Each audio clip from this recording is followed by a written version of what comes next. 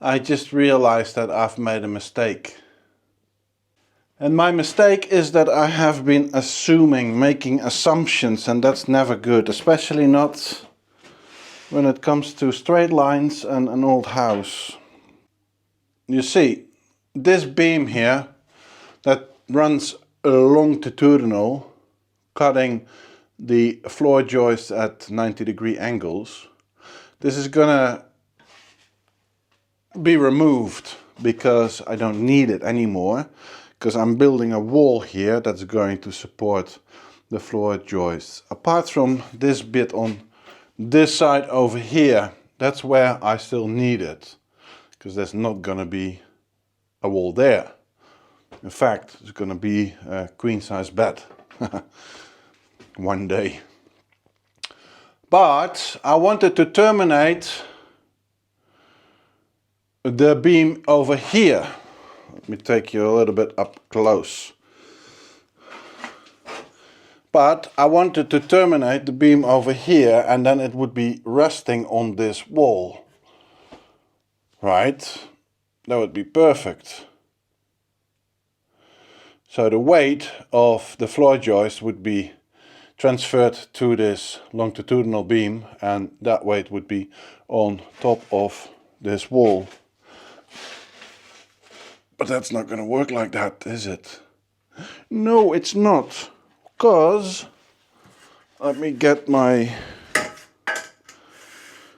level gauge here. If I am set right there to the wall, then I see that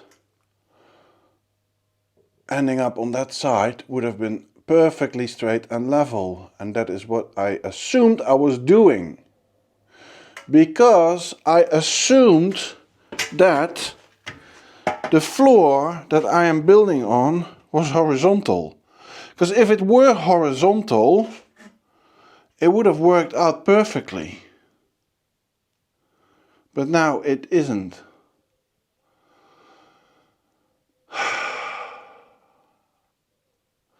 So what am I going to do? I'm going to have to cut a cinder block to size so that it slides under and sits on top of here. And I'm gonna have a gap in between these, but these two are that I can fill. That's no biggie. But then still I'll have, you know, a gap to fill up.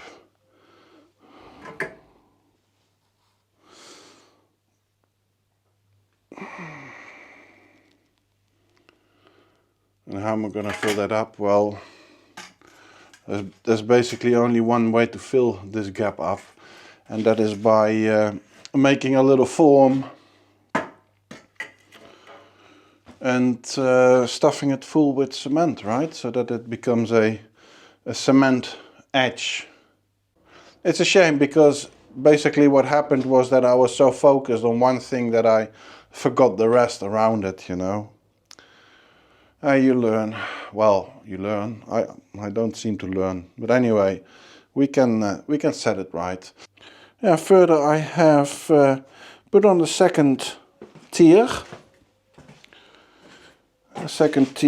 and yeah. Now I'm going to have to start cutting, because I want to have some power points in here, on this side in the walkway where we are now, and on the other side in the guest bathroom.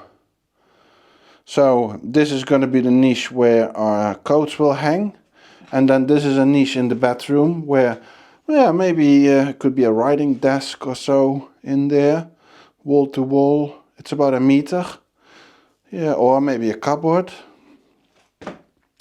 Yeah, well, it's just a matter of piling up concrete blocks. But first, in this row, I will have to make some PowerPoint arrangements. But that's for tomorrow. Today I want to have that edge fixed, because that needs to cure and dry before I can start transferring loads from, you know, the wooden beam. And I need to do that pretty quick, because this just needs to disappear. Otherwise I have not the room to build up this wall, because this wall is going to replace that longitudinal. Anyway, I hope you understand my my issues here. Let's get back to work.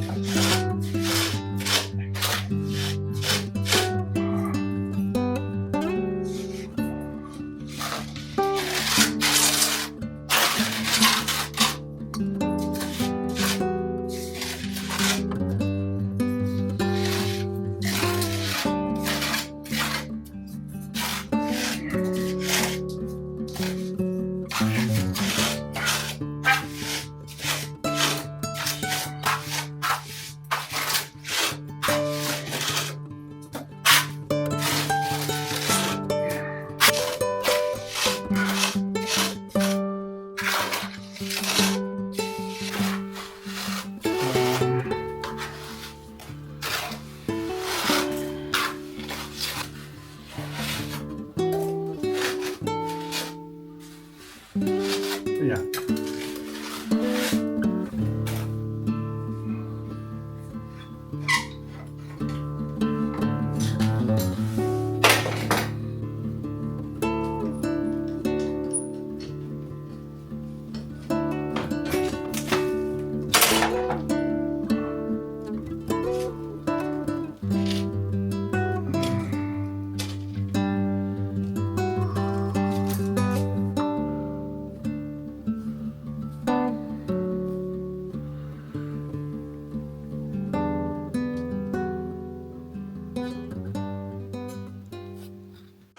So, this week is going to be a week with a lot of differences, or with a lot of differences in which I am going to make a lot of differences to the house, visually. So, what we have done is build up, well, the wall partially. As you can see, what I've done quickly this morning is install the door in the frame. This is a door I just bought as is in the frame with the lock straight from the DIY store. Just was not in the mood to start fiddling around making door frames and then finding a right door, finding a right lock and making it all look pretty, because that is just a lot of work really, and I just want to have this finished. I need to carry on. Wouldn't say I'm running out of time, but I'm running low on time. So that beam that was lengthwise installed, I've cut it off right there at the end of the door frame, and it's now not here anymore. So this part of the ceiling is not as supported as it was, but it will be supported again by this wall that we're going to build up all the way up to the ceiling, of course. What I've also done is, yeah, well, I've built that wall there and I've squared it off. What I'm gonna do now, today, is, yeah, I wanna marry the new wall with the old wall. And I can, of course, stuff that crack and then later render over it. But I'm afraid that it's going to show. So what I want to do is just take back a lot of this render from the bathroom and put some fiberglass netting overlaying both walls a little, so that you're sort of patching it up with fiberglass and then finishing it off with cement render first, so that, yeah, that crack is basically held together by fiberglass. Yeah, that will prevent a crack from later appearing when there's movement between the two walls, or contraction, extension due to temperature differences or so. I don't know, but let's just be more careful there. And then, yeah, well, with this wall I gotta start with my electricity. This is the right height for me to put in some power sockets. On the inside, which will be the guest bathroom, and on the outside, you can't have too many power sockets, can you? So yeah, I'm gonna have to dig up my electricity box, which will be right in there somewhere. Oh, what a mess.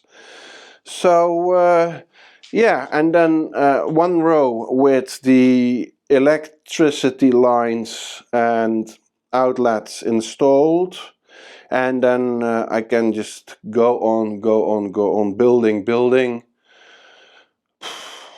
Yeah, basically all the way to the end, which is the ceiling. And then after that, I'm gonna render the walls first with cement, and then after the cement I'm gonna render them with lime. Yeah, so yeah, well, with a bit of luck at the end of this week, it's Monday morning now, with a bit of luck at the end of the week it'll be a complete transformation. Yeah, I think that's perfectly doable. So let's carry on with the work. Yeah, let me remove much of that old existing rendering in the bathroom so that I can start rendering the wall and marrying the two walls together first.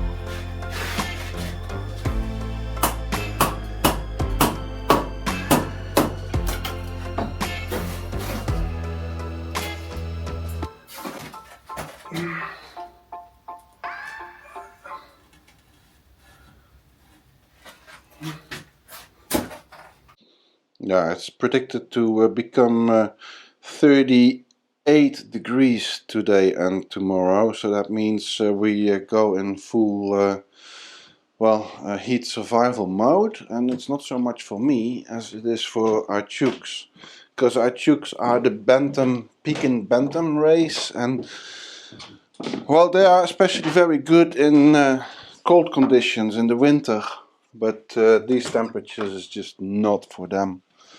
And yeah, any smart animal would seek up cold, shadowy spots, but not so much our guys, huh? How are you girls? You enjoying the basil over there? Hello, Bok Bok. So yeah, what we do is, well, I have this this misting system set up, and I'm gonna activate that.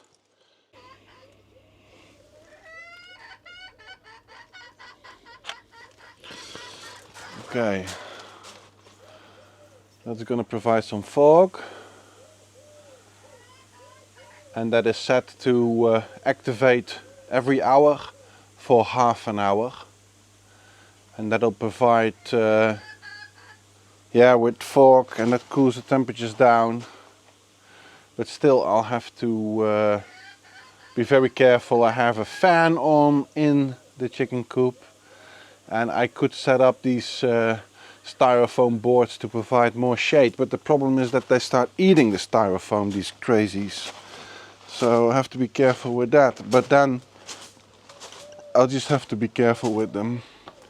As soon as it gets too hot and we go into serious survival mode, I'll open up the bathroom and let them sit in the bathroom, because that's the coldest place in the house, and the tiles on the floor are quite cool, and that will cool them down, their little feet. What is it, darling? What is it? Hey, is Billy not letting you eat the raspberry plant? Huh? What is it? Oh, sweetie.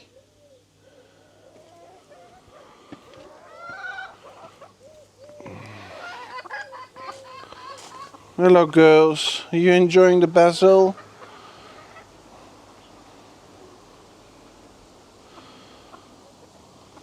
Yeah, so they have their food and their water here under the tent in the shade. Well, you see there's fog everywhere. It keeps the place cooler. And then behind my wooden plank storage, they've got a nice spot with a lot of shade right next to the vine here. And plants always provide for cool air, right? But I have to be particularly careful with this one, because she is broody. Hello, my little darling. Hello, my little darling. You're not getting too hot there, huh? Hey, Bubbles. Yeah, I saw you were out there. So the thing... she's so noisy. Hey, my little kookaburra chicken. Yeah, you're my little kookaburra chicken. The thing is, with Bubbles, she had issues egg laying a while back.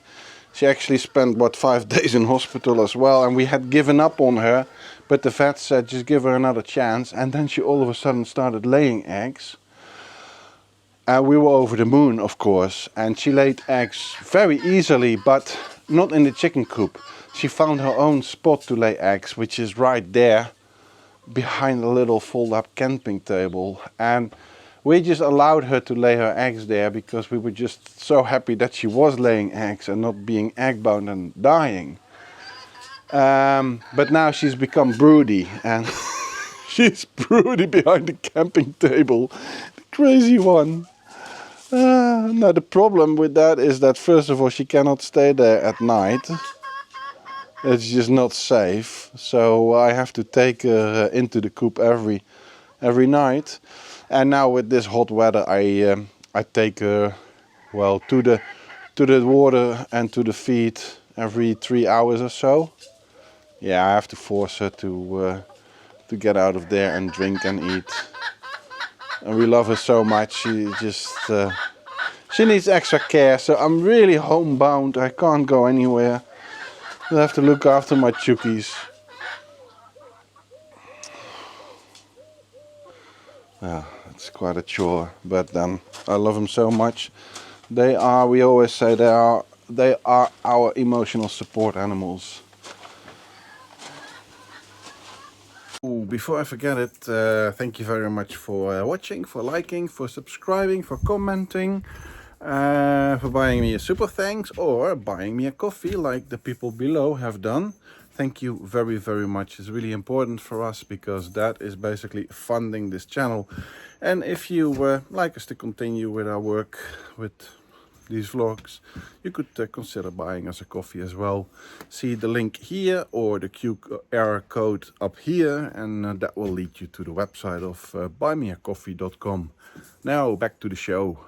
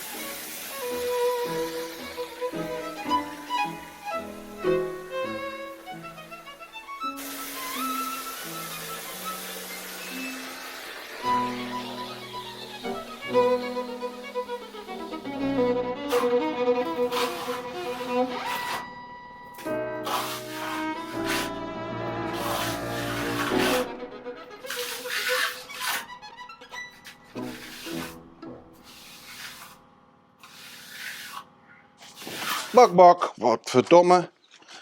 Bok bok. Je doet het weer. Hey. Kom. Nou, out, out. Yeah. You're eating all my plants. Yeah, you're eating all my plants. Let me grab Rat. Stay out, stay out. Bok bok. Bok bok, out, out, out, out. Yes. Bok bok. Bok bok. Really?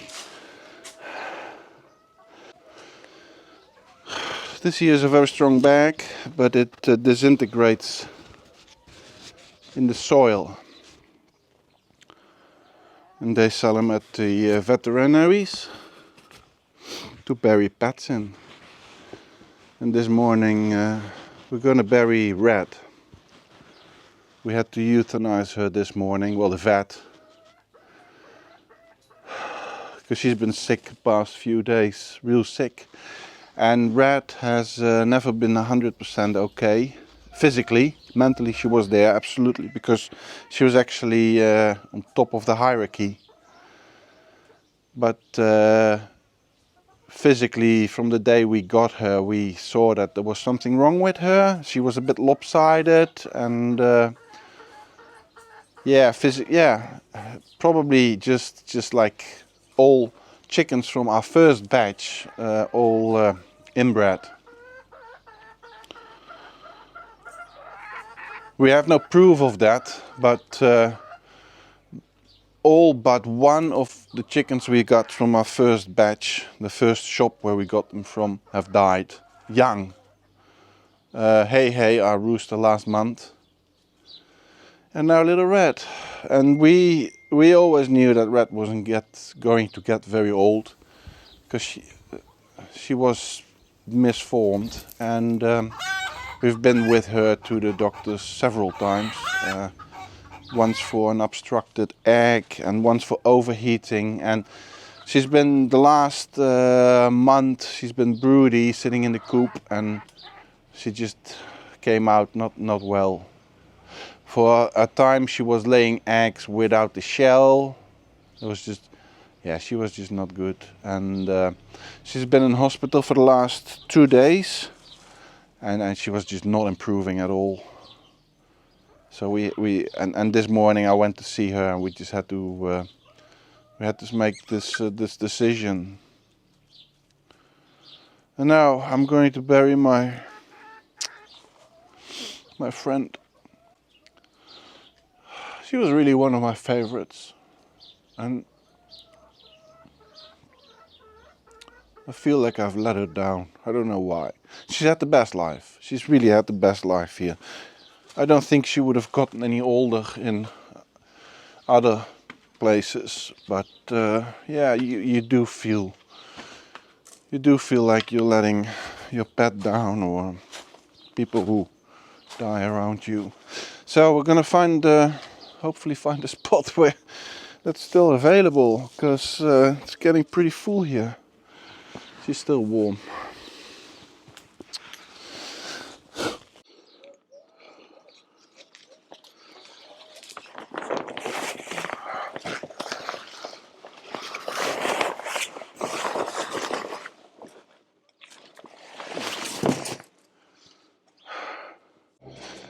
Yeah, well, according to Nadia, we still have a spot available here,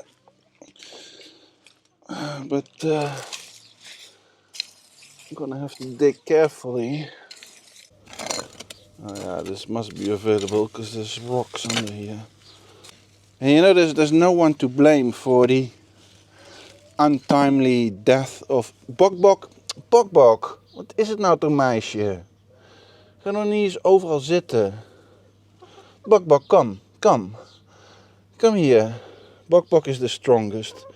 She can fly up from the floor onto the kitchen counter. She can take off vertically. But she's also really annoying sometimes. And she's a bit of a bitch to the others. Yeah, you're a bit of a bitch, Bok Bok. Go away. So yeah, what was I saying? There's no one to blame for the death of rat, of course, but people who knowingly breed animals with defects,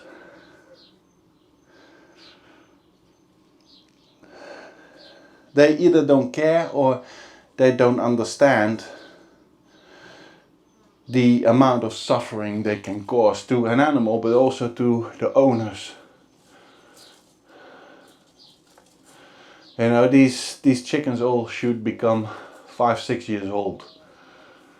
That's the lifespan of a Pekin Bantam. But I think Rat was 2, not even. And yeah, even Hey, he was 2.5. Yeah, none of the chickens we got from the first batch, the first shop, got older than 2.5. Yeah, these people, they're just, they really lack empathy, the ability to think in an empathical way. It's criminals. I'm not a very violent person, but if I would be standing in front of that shop where we bought them right now and I had a rock in my hand,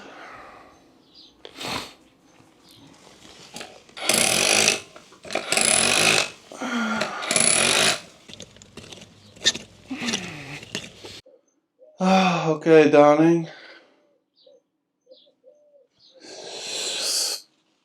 I'm not gonna film this.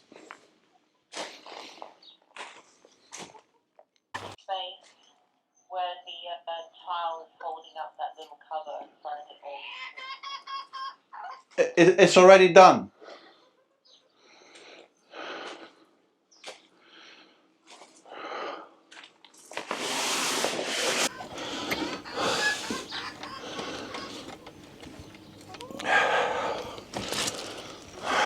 So, that was the funeral. Nadia has been able to watch the whole funeral and comment from the camera with two-way speaking, communication. She's at the moment in Corsica at work. Now we are left with 6 chickens and they're all healthy. Yeah, they're all physically very healthy. Yeah, one is a bit of an oddball. I'll show you. That is our little Bubbles, and Bubbles is always a bit special. At least twice a day I pick her up and I bring her to the coop because I want to make sure that she eats and drinks and goes to the bathroom, especially with the temperatures right now. It's really important to stay hydrated, right? And you know, chickens, when they become broody, they change. They become like in a zombie-like state often. Eh, Bubbles? And they hate it to be picked up, although Bubbles, she's so sweet. She allows everything, huh? Are you getting up? I'm going to get you some seeds, some sunflower seeds, and maybe even some worms. Because you guys all deserved it today, huh? It's a very sad day. Although I'm not really sure whether they actually comprehend what happened. C'est la vie. The life of a pet owner.